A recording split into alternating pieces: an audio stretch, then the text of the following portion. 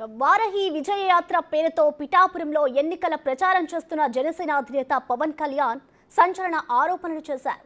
నియోజకవర్గంలో ప్రజలందరినీ కలవాలన్నది తన కోరిక అని, అక్కడున్న 2 లక్షల పైగా జనాభాలో ప్రతి ఒక్కరితో ఫోటో తీయించుకోవాలనుకుంటున్నట్లు తెలిపారు. కానీ భద్రతా కారణాల వల్ల ఇబ్బంది వస్తోందని, జనం ఎక్కువ మంది పోగైనప్పుడు కిరాయి మూకలు చొరబడి సన్నని బ్లేడ్లు తీసుకువచ్చి తనను సిబ్బందిని కోసి గాయపరుస్తున్నారని అన్నారు.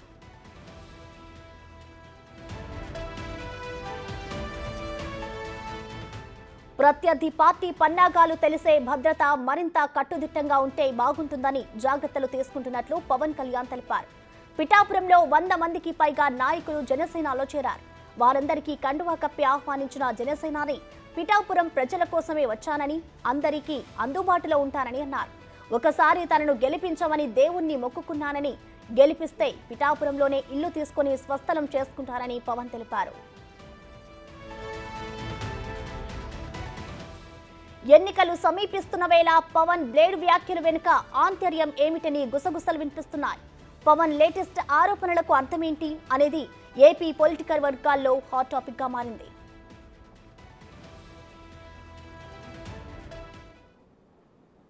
నేను కనీసం రోజుకి ఒక 200 మందికి పిలిచి నేను ఫొటోస్ ఇస్తాను. నేను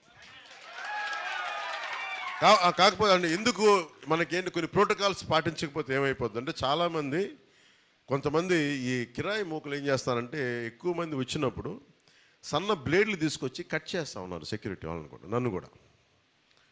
మన ఇక్కడ కూడా జరిగింది. అందువల్ల ఏంటంటే కొంచెం ఇలాంటి పరిస్థితుల్లో మీకు మన ప్రత్యర్థి పార్టీ పన్నాగాలు తెలుసు కాబట్టి, అందుకని కొంచెం స్ట్రీమ్ లైన్ ఉంటే మనం చేసుకోవడానికి బాగుంటుంది.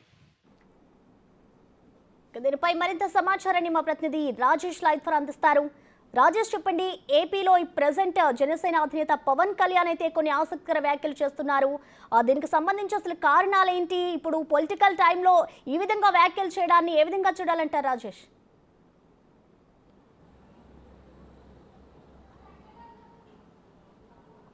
Good morning Prasanna. జనసేన అధినేత పవన్ కళ్యాణ్ పర్యటన 4వ రోజుకు చేరుకుంది. గత 3 రోజులుగా పవన్ కళ్యాణ్ పిఠాపురంలోనే ఉన్నారు. మొదటి రోజు అయితే చేపురుల వద్ద భారీ బహిరంగ సభ ఏర్పాటు చేసి విజయబేరుపేటతో సభ ఏర్పాటు చేశారు. ఆ తర్వాత గత 2 రోజులుగా కూడా పార్టీలోని కార్యకర్తలతోనూ నాయకులతోనూ భేటీ అవుతూనే ఉన్నారు. అటు జనసేన కావచ్చు, టీడీపీ కానీ, బీజేపీ కానీ 3 పార్టీల నుంచి మండల స్థాయి నాయకులతోనూ అలాగే కార్యకర్తలతోనూ భేటీ అవుతున్నారు. ఈ నేపథ్యంలో ఎక్కువ శాతం మంది ఫోటోల కోసం ఎగబడుతున్న సమయంలో నిన్న పవన్ కళ్యాణ్ ఒక సంచలనమైన వ్యాఖ్యలు చేశారని చెప్పాలి.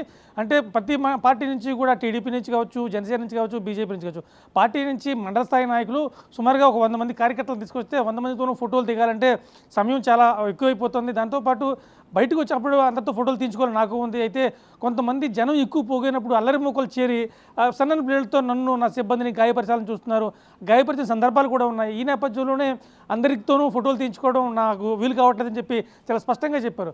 ఒక విషయం చాలా చెప్తారు, నాకు ఉన్న పిఠాపురంలో ఉన్న 2.5 లక్షల మంది ప్రజలతోనూ కూడా ఫోటో తీయించుకోవాలని ఉంది. కానీ తీయించుకోవాలంటే నా ప్రజల ముసుగులో కొన్ని అల్లరి ముక్కలు చేరతాయి. చేరిన తర్వాత ఎవరి మీద చర్యలు తీసుకోవాలో తెలియని పరిస్థితి ఉంటుంది. ఈ నేపథ్యంలో ముందుగా నేను గెలిచిన తర్వాత పిఠాపురంలో ప్రతి గ్రామంలో తిరుగుతాను, ప్రతి గ్రామంలో ప్రతి ఇంటిని టచ్ చేస్తాను. ఇంటిని టచ్ చేసి అక్కడే నేను మీ ఇంటి వద్దే నేను ఫోటోలు తీసుకుంటాను. అప్పటిదాకా కూడా ఈ ఫోటోల కోసం ఏదైతే కొంచెం ఎగబడకండి. అలాగే పార్టీ నాయకులు, కార్యకర్తలు కూడా, నా అభిమానులు కావచ్చు, వీళ్ళందరికీ కూడా ఒకటి స్పష్టంగా చెప్తున్నాను, కాస్త సమయంలో పట్టండి. ఈ ఎన్నికలు అయిపోయిన తర్వాత పిఠాపురంలోనే ఉంటాను కాబట్టి ఖచ్చితంగా ఇక్కడ నేను 1,00,000 ఓట్ల మెజార్టీ పైతో గెలుస్తాను.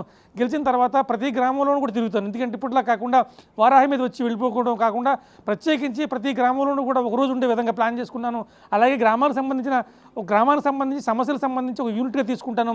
అక్కడ దాన్ని మేనిఫెస్టోగా పెట్టుకుంటాను. సుమారుగా ఈ పిఠాపురం కాన్స్టిట్యున్సీకి చేయాల్సిన పనులు, అభివృద్ధి కార్యక్రమాలు ఏవైతే ఉన్నాయో అవన్నీ కూడా నేను ఒక మేనిఫెస్టో రూపంలో నేను చేయగలిగేవి మాత్రమే మీ ముందు ఉంచుతానని చెప్పి చాలా స్పష్టంగా చెప్పబడుతుంది.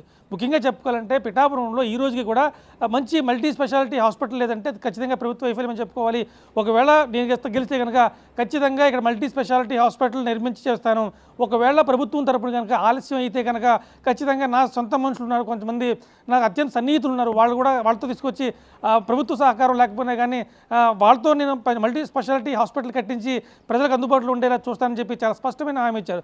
ఇంకా పోర్టు కావచ్చు, అలాగే చేనేత కార్మికులు ఆ చేబ్రోలు గొల్లప్రోలు మండలంలో ఎక్కువగా పట్టు పరిశ్రమకు సంబంధించిన కార్మికులు ఎక్కువ మంది ఉన్నారు. వాళ్ళందరికీ కూడా ఇప్పటిదాకా కూడా మార్కెట్ చేసుకునే అవకాశం లేదు.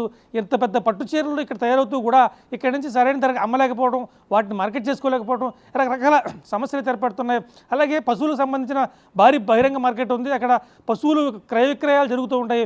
అక్కడ కనీసం రైతులకు సంబంధించి కానీ పశువులకు సంబంధించి కానీ కనీస సదుపాయాలు లేవు.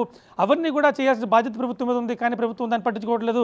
ఆ విషయంలో కూడా ఒకవేళ అధికారంలోకి వస్తే ఆ సమస్యను వెంటనే పరిష్కరిస్తాను, లేకపోతే ఒకవేళ ప్రభుత్వం నుంచి ఆలస్యం అయ్యేలా ఉంటే నా సొంత నిధులు ఖర్చు పెట్టినా సరే అక్కడ మార్కెట్ వద్ద పూర్తి సౌకర్యాలు ఏర్పాటు సౌకర్యం చేస్తానని చెప్పి పవన్ కళ్యాణ్ చాలా స్పష్టంగా చెప్తాను. ఇంచుమించుగా చెప్పాలంటే టీడీపీతో కావచ్చు, జనసేనతో కావచ్చు, బీజేపీతో కావచ్చు, మొత్తం అంతర్ నాయకులతోనూ కూడా విడివిడిగా మండల నాయకులు కూర్చోబెట్టడం, ఆ మండల నాయకుల వెనకాల కార్యకర్తలతో మాట్లాడటం, వాళ్ళందరికీ దిశానిర్దేశం చేయడం, బూత్ లెవెల్లో మనం ఎలా వెళ్ళాలి ఖచ్చితంగా, అలాగే టీడీపీ నుంచి కూడా మొత్తం అందరూ కూడా సమన్వయం చేసుకుంటూ ముందుకు వెళ్ళాలని చెప్పి ఇంచుమించుగా ఒక గ్రామంలో ఒక టీడీపీ మండల అధ్యక్షుడు, జనసేన మండల అధ్యక్షుడు, బీజేపీ మండల అధ్యక్షుడు ముగ్గురు కలిసి ఒక కార్యక్రమం తీసుకుంటే ఖచ్చితంగా మన ప్రజల్లోకి బలంగా వెళ్ళగలం అని చెప్పి ఇప్పటికే మనకి పిఠాపురం ప్రజల్లో చాలా ఆదరణ ఉంది. దాన్ని మనం క్యాచ్ చేసుకోగలగాలి. ఖచ్చితంగా ప్రతి ఓటర్ని టచ్ చేయాలి, ప్రతి గుమ్మాన్ని టచ్ చేయాలి అనే విధంగా ఈ ముగ్గురు కలిసి పనిచేస్తే కనుక ఆ పని చాలా సులభంగా ముందుకు వెళ్తుందని చెప్పి దిశానిర్దేశం చేస్తున్నారు. అలాగే నాయకులు పిఠాపురం నుంచి ఎన్వీఎస్ మాజీ ఎమ్మెల్యే వర్మ కావచ్చు, ఇన్ఛార్జ్ లీలాకృష్ణ కావచ్చు, అందరూ కూడా ఖచ్చితంగా అక్కడ ప్రతిరోజు భేటీ అవుతున్నారు. మండల స్థాయి నాయకులతోనూ, గ్రామ స్థాయి నాయకులతోనూ ఎలా వెళ్ళాలి ముందుకి. ఖచ్చితంగా మరోవైపు వైసీపీ సంక్షేమ పథకాల పేరుతో ముందుకు వెళ్తుంది. ప్రజలకైతే అనేక కార్యక్రమాలు చేపట్టడం, అమ్మఒడి కావచ్చు, ప్రభుత్వ పథకాలన్నీ కూడా ప్రజల్లోకి బలంగా చేరాయి. ఖచ్చితంగా ఒకసారి మనం గుర్తు చేసి మీ ఇంటికి లబ్ధి కూర్తే కనుక మాకు ఓటేమని అడుగుతున్నారు. వాళ్ళు కూడా బలంగా వెళ్తారు. కాబట్టి ఇటువైపు మనం కూడా చాలా బలంగా వెళ్తే తప్ప ఢీకొట్టలేం. ప్రస్తుతం ప్రజల్లో ఉన్న ఆధారాన్ని మనం క్యాచ్ చేసుకోగలగాలి అనే అంశం మీద మాత్రం ప్రతిరోజు పవన్ కళ్యాణ్ సుమారుగా మధ్యాహ్నం నుంచి సాయంత్రం వరకు కూడా నాయకులతోనూ కార్యకర్తలతోనూ సమావేశం అవుతూనే ఉన్నారు. అంటే ప్రతిరోజు కూడా ఇక్కడే ఉంటాయని చెప్తారు. నేటితో 4 రోజుల పర్యటన పూర్తవుతుంది. ఈ రోజు వెళ్ళిపోతారు. మళ్ళీ 3 రోజుల తర్వాత ఈ నెల 8వ తేదీన మళ్ళీ తూర్పు కాకినాడ జిల్లా వస్తారు. కాకినాడ రూరల్, కాకినాడ సిటీ చూసుకుంటే తర్వాత రాజోలు, పీ గన్నవరం చూసుకుని రాజోలు చూసుకున్న తర్వాత చివరిగా ఈ నెల 12వ తేదీన రాజానగరంలో భారీ తర్వాత ఉమ్మడి తూర్పుగోదావరి జిల్లా పర్యటన పూర్తి చేసుకునే అవకాశం ఉంది. ఈ లోపు మధ్యలోకి కలుస్తున్న నాయకులు ఉన్నారు. అలాగే పార్టీలో చేరుతున్న వారు ఉన్నారు. అన్ని పార్టీల నుంచి కూడా టీడీపీ నుంచి, బీజేపీ నుంచి, వైసీపీ నుంచి కూడా కొంతమంది కార్యకర్తలు జనసేనలో చేరుతున్న వాళ్ళందరినీ కూడా కండువా కప్పి సాధారణంగా ఆహ్వానిస్తున్న పరిస్థితి ఇక్కడ ఉంది ప్రస్తుతం. Right, thank you Rajesh.